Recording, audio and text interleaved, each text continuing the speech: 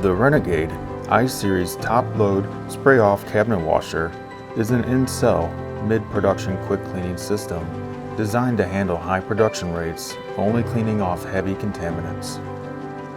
The spray-off cabinet is ideal for high production CNC facilities. A robotic arm is required and parts are lowered into the cabinet for cleaning while still gripped by the robot.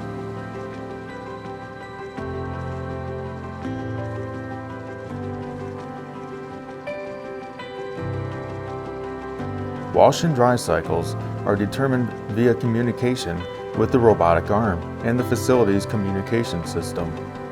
Multiple spray manifold configurations for strategically washing with variable nozzle pressures from 1 to 40 psi. The blow-off stage compartment contains a powerful air knife to remove trapped or pocketed water. Key features and benefits include 2-stage rinse and blow-off cleaning, PLC HMI user-friendly touchscreen controls with filter monitoring, low water warning, preset maintenance, PSI flow rate, and communicated robotic signals for rinse and dry cycle, sump sweep with filtration, and oil skimmer.